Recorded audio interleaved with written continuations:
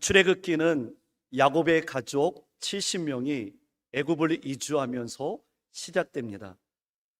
이 모든 일은 하나님께서 아브라함과 400년 전에 맺으신 언약의 성취였습니다. 하나님은 이스라엘 자손을 애굽 땅에서 번성하게 하셨고, 그 수가 점점점 많아지자 바로 왕이 두려움이 느껴졌습니다. 그래서 그들을 억압하고 고된 노동으로 괴롭히기를 시작했습니다. 그러나 그 고통은 이스라엘 백성들에게 하나의 전환점이 되었습니다. 그들은 괴로움 가운데 하나님께 부르짖었고 하나님을 찾기 시작합니다. 하나님은 그들의 음성, 신음하는 소리를 들으시고 언약을 기억하시며 모세를 부르셔서 구원의 역사를 펼쳐가십니다. 이후 하나님은 애굽 땅에 10가지의 재앙을 내리시고 마침내 이 바로 애굽의 시간표에서 하나님의 은혜의 시간표로 이스라엘 백성들을 이끄셨습니다. 6월절 어린 양의 피로 구원받은 이스라엘 백성들은 이제 노예의 삶에서 자유의 여정으로 그들의 삶을 펼쳐가게 됩니다. 이것이 바로 저번 주 설교였습니다. 다 잊어버리셨죠?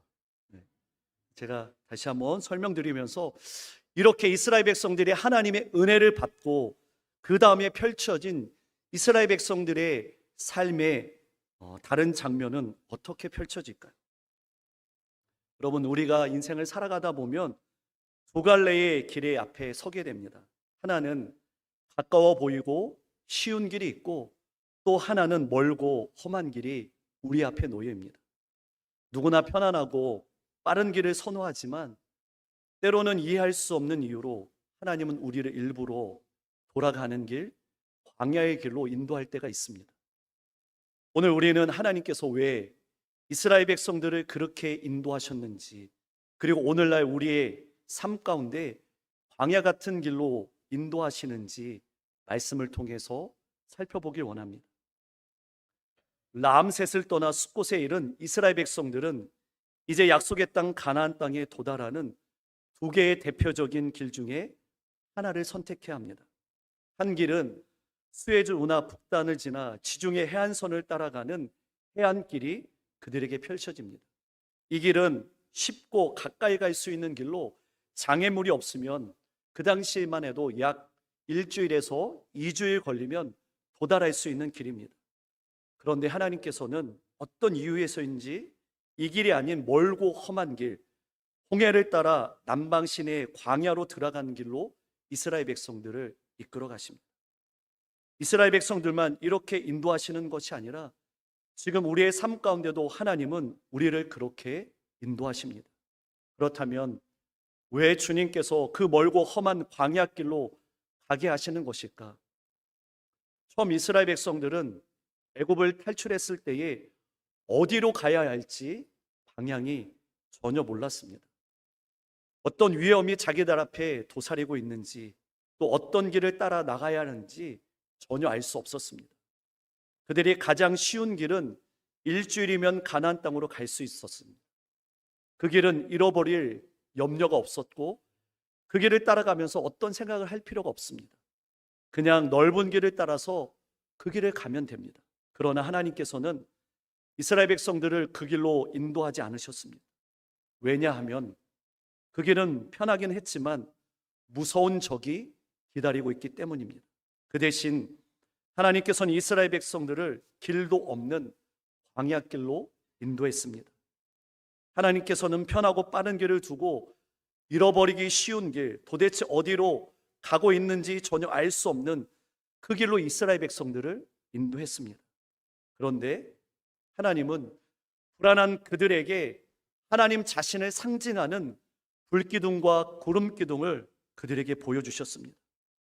하늘 꼭대기까지 닿아 있는 구름기둥, 불기둥, 밤낮으로 하나님께서 그들과 함께 하시며 그들을 인도하고 계시다는 표시였고 약속이었습니다. 누구나 다 알 수 있는 넓고 편한 길로 가는가, 아니면 오직 하나님 한 분만 의지하고 어디로 가는지 모르고 먼 길을 돌아서 가는가, 이것이 이스라엘 백성들의 문제였습니다. 오늘 본문이 우리에게 말하고 있는 것은 하나님께서 구원받는 자기 백성들을 어떻게 인도하고 있는가라는 질문입니다. 이것이 우리에게 중요한 이유는 우리의 삶에도 동일한 원리로 하나님이 인도하시기 때문입니다. 여러분, 우리가 하나님의 자녀로 이 땅을 살아가면서 누리는 가장 고귀한 특권이 있다면 그것이 바로 창조주 하나님, 섭리자 하나님의 인도하심을 받고 있다라는 사실입니다. 그런데 로마서 8장 14절 말씀에 보면 무릇 하나님의 영으로 인도함을 받는 그들은 곧 하나님의 아들이라라는 말씀을 하고 있습니다. 구약 성경에 하나님의 인도하심을 극적으로 보여준 가장 아름다운 흔적이 바로 이 구름 기둥과 불 기둥의 인도였습니다. 이처럼 이스라엘 백성들을 구름 기둥, 불 기둥으로 인도하셨던 하나님, 오늘도 저와 여러분의 삶 가운데, 여러분이 가는 길 가운데 변함없이 계속적으로 우리를 인도하시는 줄 믿습니다. 우리는 하나님의 인도하심의 목적을 이 시간 생각해 보아야 합니다. 이제 가장 빠르고 편한 길이 아닌 하나님이 이스라엘 백성들을 광야길로 인도하신 데에는 중요한 목적이 있습니다. 광야길로 이끄신 이유, 목적에 대해서 두 가지로 이 주일에 함께 살펴보길 원합니다. 첫 번째로는 훈련이었습니다. 하나님이 그들을 인도하시는 가장 중요한 레슨은 하나님 백성인 이스라엘 백성들을 훈련시키는 것입니다. 단순히 애굽에서 벗어나 이 약속의 땅으로 들어가는 것이 아니라 그 과정 속에서 하나님의 백성으로 준비시키기를 하나님 원하셨습니다. 여러분, 광야는 믿음과 순종을 배울 수 있는 훈련의 장소입니다. 우리가 앞으로도 이 출애굽기서를 계속 살펴보면서 하나님은 그 광야길에서 이스라엘 백성들을 만나와 메추라기로 먹이셨고 구름기둥과 불기둥을 통해서 하나님은 그들의 삶 전체를 훈련하시며 하나님을 의지하는 법을 가르치셨습니다. 오늘날 우리의 삶 곳곳에서도 광야 같은 시간들이 있습니다. 훈련시키는 시간들이 있습니다. 갑작스러운 사고 앞에 놓이기도 하고 예기치 못한 기다림, 방향을 잃은 듯한 불확실한 시간들이 우리 앞에 있습니다. 이 모든 것은 하나님이 우리가 겪는 훈련의 시간임을 우리에게 말씀하고 있습니다. 우리는 이 시간을 잘 통과해야 합니다. 한 가지 예화를 드리면 어느 날 한 소년이 나비의 번데기를 관찰하면서 유심히 보다가 안에서 너무 고통스럽게 몸부림치는 나비를 보고 불쌍한 마음을 들어서 번데기를 살짝 잘라서 도와주었습니다. 그런데 그 나비는 결국 날지 못하고 바닥에 떨어지고 말았습니다. 여러분, 왜 그렇게 됐을까요? 번데기를 뚫고 나오는 과정, 고통스럽지만 그 과정 속에서 나비의 날개가 강해지고 피가 돌면서 날 수 있는 것이었습니다. 고통을 피하다 오히려 본질을 잃어버리고 말았습니다. 하나님께서 우리를 광야로 이끄시는 이유도 이와 같습니다. 광야는 불필요한 장소가 아니라 반드시 훈련의 장소임을 여러분 믿으시길 바랍니다. 그래서 여러분 꼭 기억하십시오. 광야는 빨리 통과하는 것보다 하나님이 숨겨주신 보물이 가득한 그곳, 그 광야에서 우리는 강해지고 깊어지고 은혜로 충만하게 될 줄 믿습니다. 이제 광야의 삶을 버티고 견디고 이겨내는 방법으로 여러분을 초대합니다. 먼저 우리는 이스라엘 백성들의 출애굽 여정을 통해서 중요한 세 가지 지점을 보게 됩니다. 출애굽기 13장 20절 보면 어떤 지명이 등장합니까? 숫복과 에담이라는 지명입니다. 이 두 개의 지명이 나오는데 그러나 그들이 숫곳에 오기 전에 출발했던 지점이 있습니다. 그것은 람셋입니다. 람셋이라는 지명이 처음 만나게 되는 것은 출애굽기서 1장인데 출애굽기 1장 11절 말씀을 우리 함께 읽습니다. 시작. 감독들을 그들 위에 세우고 그들에게 무거운 짐을 지워 괴롭게 하여 그들에게 바로를 위하여 북고성 비돔과 람셋을 건축하게 하니라. 이것은 요셉이 죽은 후에 애굽의 통치라로 부상했던 바로가 이스라엘 백성들을 노예처럼 부리기 위해서 두 개의 도시를 건설합니다. 그 도시가 비돔과 람셋입니다.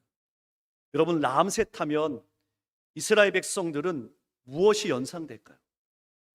그들이 죽도록 고생하면서 성을 쌓았던 그곳은 노예의 자리입니다. 그들이 학대받았던 장소이고 행복한 기억이 전혀 없었던 장소입니다. 마침내 바로가 이스라엘 백성들을 풀어주는 순간 출애굽 행진이 이 람셋부터 시작합니다. 이제 그들은 노예로부터의 출발을 합니다. 그리고 자유의 땅, 하나님이 예비하신 약속의 땅으로 이스라엘 백성들이 나갑니다. 그 출발점이 되었던 람셋 장소. 그들의 람셋 출발하여 이제 첫 번째로 도달한 지점이 그럼 어디였습니까? 우리가 읽었던 성경에 보면 숫곳입니다. 숫곳은 람셋으로부터 동남쪽으로 약 24km 떨어진 지점입니다. 거의 북쪽에 위치한 애굽 땅 람셋에서 동쪽으로 직선거리로 쭉 가면 애굽과 시내산 반도 북단 그리고 수르 광야를 통해서 가나안 땅으로 곧바로 도달하게 됩니다. 이것이 해변길입니다.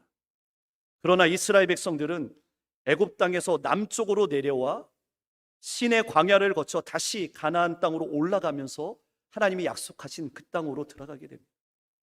그런데 하나님께서 이 길을 선택하지 않으시고 조금 남쪽에 있는 이 숫곳, 그 다음에 에담, 그리고 에담에서 바다를 건너가게 하십니다. 그곳이 바로 홍해 바다였습니다. 하나님은 이스라엘 백성들로 하여금 홍해를 건너 남쪽으로 계속 내려가서 시내산을 거쳐 다시 올라가 가나안 땅으로 들어가게 하신 그 길을 행진하게 하셨습니다.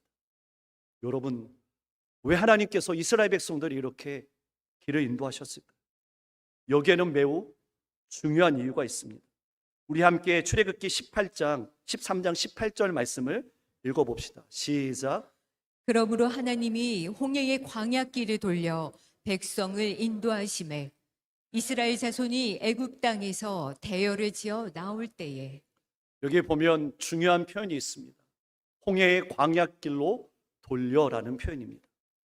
하나님은 광야길로 돌려 이스라엘 백성들을 인도하셨습니다. 람셋에서 숫곳으로, 에담에서 그리고 홍해 바다를 건너서 시내산이 있는 남쪽으로 내려오는 길로 돌아가게 하셨습니다. 직진하면 얼마나 빠르고 편안하게 갈 수 있었음에도 불구하고 광야길로 하나님은 이스라엘 백성을 인도하셨습니다. 우회하게 하셨습니다. 우리가 출애굽기 13장 18절 말씀을 이해하기 위해서는 여러분 17절 말씀을 보아야 합니다. 17절 말씀 읽습니다. 시작.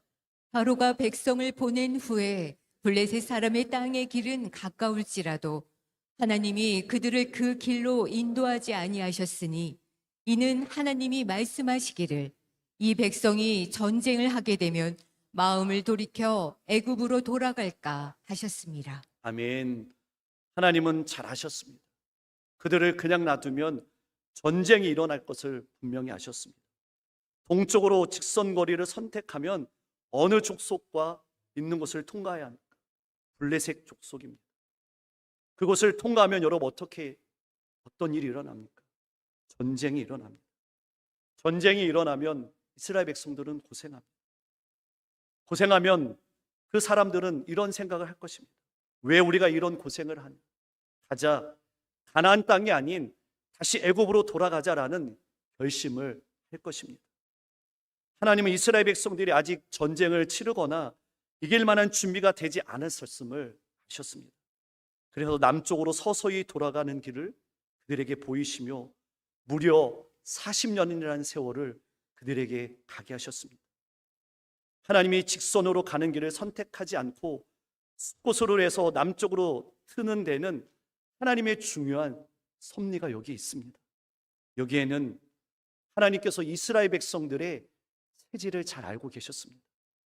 그들이 할 수 있는 것은 불평과 원망인 것이지 어떤 어려움이 오면 결코 견딜 수 없음을 아셨습니다. 그들의 연약함, 타락한 본성을 하나님은 잘 알고 계셨습니다. 여러분, 그들 앞에 넓은 길이 기다리고 있습니다. 그러나 그 길은 구원의 길이 아니요 멸망의 길입니다. 그들이 전혀 변화되지 않고 그 길로 간다면 그들이 가지고 있는 신앙을 다 잃어버리고 다시 노예로 돌아가는 것 뻔히 보이는 사실입니다. 하나님께서 구원받는 이스라엘 백성들이 그들에게 원하는 것이 무엇이었을까요? 그것은 단지 크고 넓은 길로 빠르게 가나안 땅에 도착하는 것이 아니었습니다. 하나님께서 원하시는 것, 그것은 단순히 외형적으로 열을 지어 이동하는 무리가 아니라 실제로 하나님의 군대로, 하나님의 백성으로 준비하는 것, 그것이 하나님 아버지의 마음이었습니다. 그분은 그들의 목적지만이 아니라 그 여정을 통해서 어떤 존재로 변화되느냐, 이것이 중요합니다. 여러분, 하나님은 어려움, 고난을 주어서 우리를 힘들게 하는 분이 아니라 우리를 전적으로 사랑하시는 사랑의 하나님인 줄 믿습니다. 독생자를 아낌없이 내어주신 하나님, 그분이 우리 하나님이신 줄 믿습니다. 우리는 때때로 인생을 살다 보면 이러한 질문 앞에 서게 됩니다. 왜 하나님은 나를 광야 같은 길로 걷게 하실까? 왜 다른 사람들처럼 일이 척척 풀리는 이 형통의 길이 아니라 이해할 수 없는 어려움, 막힘의 길로 인도하실까? 왜 앞길이 막히고 빠져나갈 수 있는 빈틈도 왜 주시지 않을까? 이러한 질문 속에 이 시간 예배의 자리에 있는 분들도 있을 것입니다. 하지만 저는 확신합니다. 그 광야 한복판에서도 살아계신 하나님, 여러분과 함께 하시는 줄 믿습니다. 그리고 그곳에서 우리를 구원하신 하나님, 가장 깊고 진한 사랑의 손길, 그 손길로 여러분을 어루만져 주시는 줄 믿습니다. 그래서 예수님께서도 산상수훈의 같은 원리로 말씀하셨습니다. 참된 제자가 가는 길은 세상 사람들이 쫓아가는 넓고 편한 길이 아니라 생명으로 인도하는 길은 좁은 길이라고, 협작 같은 길, 외롭고 힘든 길이라고 예수님은 말씀하셨습니다. 마태복음 7장 우리 13절에서 14절 말씀이 있습니다. 시작. 좁은 문으로 들어가라. 멸망으로 인도하는 문은 크고 그 길이 넓어 그리로 들어가는 자가 많고 생명으로 인도하는 문은 좁고 길이 협착하여 찾는 자가 적음이라. 아멘. 하나님의 백성으로 부름받은 우리는 많은 사람들이 선택하는 평탄의 길만 따라가는 것이 아니라 하나님이 인도하시는 때로는 좁고 협착한 길, 믿음과 순종의 여정을 걸어가야 될 줄 믿습니다. 여러분, 가나안 땅에 들어가는 자체보다 더 중요한 것이 있습니다. 그것은 그 여정 가운데 하나님의 언약을 맺고 하나님을 전적으로 신뢰하는 백성으로 세워가는 것인 줄 믿습니다. 그리고 기억하십시오. 하나님은 우리가 감당하지 못할 시험 허락하지 않는 신실한 분이심을 믿으시기 바랍니다. 그래서 고린도전서 10장 13절 말씀에 보면 이렇게 약속합니다. 시작. 사람이 감당할 시험 밖에는 너희가 당한 것이 없나니 오직 하나님은 미쁘사 너희가 감당하지 못할 시험 당함을 허락하지 아니하시고 시험 당할 즈음에 또한 피할 길을 내사 너희로 능히 감당하게 하시느니라. 아멘. 하나님은 미쁘십니다. 우리를 기억하고 계십니다. 혹 고난 가운데 있습니까? 하나님은 피할 길을 주시는 줄 믿습니다. 그러므로 우리는 광야 같은 시련을 두려워할 이유가 없습니다. 그 길은 하나님은 우리를 버리신 길이 아니라 우리를 다듬고 세우시는 사랑의 길입니다. 하나님은 그 길 가운데 우리와 함께 하시며 우리를 하나님의 군대로, 하나님의 자녀로 빚어가시는 그 길임을 믿으시길 바랍니다. 하나님이 이스라엘 백성들을 광야길로 인도하신데 중요한 한 가지 목적, 그것은 훈련이었습니다. 트레이닝이었습니다. 우리를 좀 더 강한 하나님의 백성이 되고 하나님의 사역을 더 능력 있게 감당하도록 하나님은 우리를 훈련하고자 하는 계획을 갖고 계십니다. 오늘도 우리의 인생 광야에서 우리를 향한 하나님의 테스트 계속되고 있음을 기억하고 여러분, 좌로나 우로나 치우치지 말고 오직 예수만 붙잡고 예수로만 충만하여 승리하는 믿음의 모든 성도 되기를 주님의 이름으로 축복합니다. 두 번째로, 하나님께서 이스라엘 백성들을 광야길로 인도하신 그 목적은 하나님께 순종하는 방법을 가르치기 위함입니다. 하나님이 이스라엘 백성들을 여러분 어떻게 인도하셨습니까? 그것은 한 걸음씩 한 걸음씩 인도했습니다. 구름 기둥과 불 기둥이 멀리서 희미하게 보이는 것이 아니라 이스라엘 백성들 바로 앞에 그들을 직접 인도했습니다. 그것은 곧 하나님이 친히 동행하신다는 증거였고 하나님께서 따뜻하고 세밀하게 인도하시는 방법이었습니다. 우리는 출애굽기 13장 오늘 본문 21절에서 22절 말씀까지를 함께 읽습니다. 시작. 여호와께서 그들 앞에서 가시며 낮에는 구름 기둥으로 그들의 길을 인도하시고 밤에는 불 기둥을 그들에게 비추사 낮이나 밤이나 진행하게 하시니 낮에는 구름 기둥 밤에는 불 기둥이 백성 앞에서 떠나지 아니하니라. 여러분, 이 말씀 가운데 가장 축복된 말씀이 무엇입니까? 그것은 바로 떠나지 아니하리라라는 말씀입니다. 그럼 무엇이 떠나지 않습니까? 구름 기둥과 불 기둥, 곧 하나님의 인도하심이, 다시 말해서 하나님의 임재와 보호하심이 결코 떠나지 않는다는 사인이었습니다. 하나님께서 수백만 명의 이스라엘 백성들의 길이 잃지 않도록, 혼란하지 않도록 낮에는 구름 기둥으로 밤에는 불 기둥으로 그들을 직접 인도하셨습니다. 그저 하나님의 인도하심만 바라보면서 이스라엘 백성들을 한 걸음 한 걸음 걸어가면 됩니다. 따라가면 됩니다. 여기에 우리가 오해하지 말아야 할 것이 있습니다.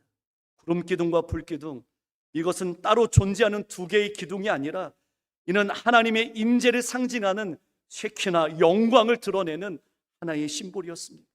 그래서 낮에는 구름처럼 밤에는 불처럼 보였던 하나님의 영광이 그들과 함께 했습니다. 이것을 뒷받침하는 것이 민수기 9장 15절에서 17절 말씀에 증언하고 있는데 있습니다. 시작.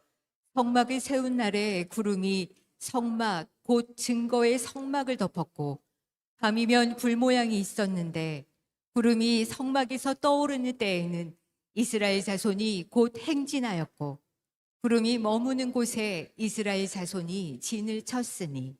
아멘. 무엇이 중요합니까?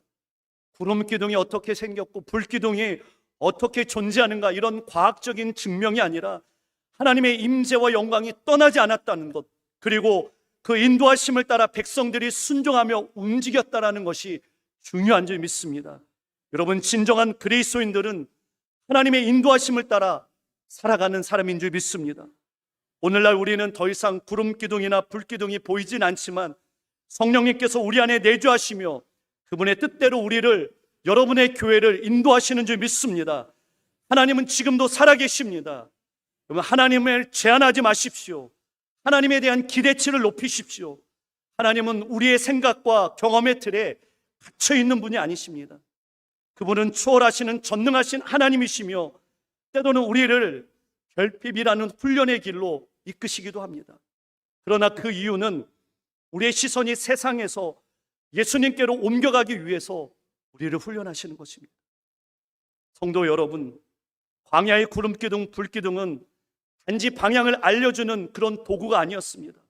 여기에는 하나님의 임재, 하나님의 도구, 또 하나님의 인도하심, 또 하나님의 영광이 떠나지 않는 약속의 상징이 담겨 있었습니다.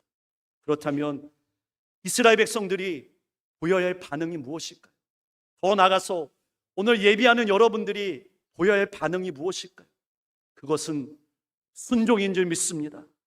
눈에 보이는 기둥, 있든 없든 하나님의 인도하심 앞에서 무조건적인 순종의 훈련인 것입니다.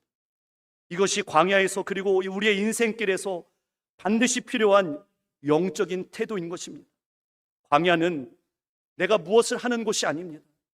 오직 하나님만 바라보며 한 걸음씩 걸어가며 순종의 자리를 지키는 것이 그 광야길인 줄 믿습니다. 여러분, 염려하지 마십시오. 하나님이 여러분 곁에 계시며 하나님의 거룩한 손으로 우리를 붙잡아 줄 줄 믿습니다. 그래서 사도 바울은 빌립보서 4장 6절에서 7절 말씀에 이렇게 권면합니다. 있습니다. 시작.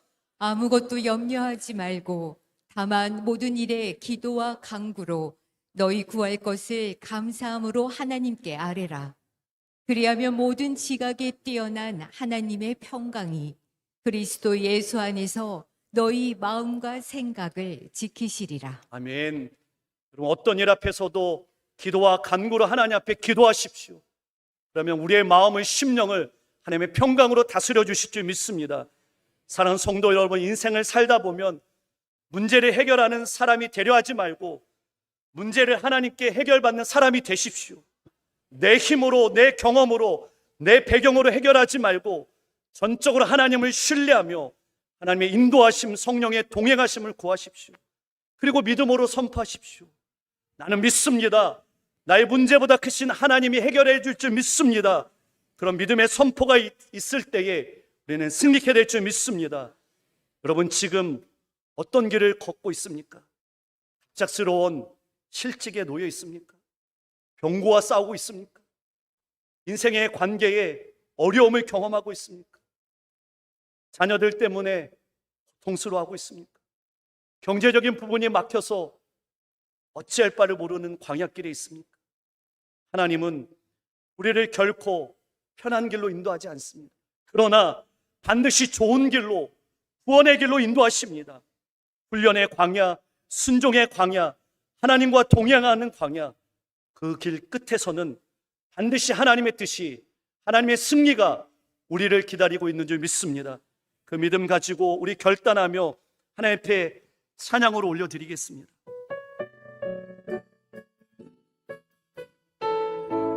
내게 허락하신 시련을 통해, 내게 허락하신 시련을 통해 나의 믿음 더욱 강하게 자라나고, 험한 산과 골짜기 지나는 동안 주께 더 가까이 나를 이끄시네. 내가 겪는 시험이 어렵고 힘겨워도 두려워하지 마십시오. 내 주님보다 크지 않습니다. 크지 않네. 내 앞에 바다가 갈라지지 않으며 주가 나로 바다 위 어깨가, 나는 믿습니다. 나는 믿네. 주의 능력으로 내 삶 새롭게 되리. 나는 믿네. 주의 능력으로 담대히 나가리라. 주와 함께 싸워 승리하리라. 날마다 믿음은 우리 오른손으로 높이 들려 나는 믿습니다. 나는 믿네. 주님, 그의 능력으로 내 삶 새롭게 되리. 나는 믿네. 주의 능력으로 담대히 나가리라. 주와 함께 싸워 승리하리라. 날마다 믿음으로 나 살아가리.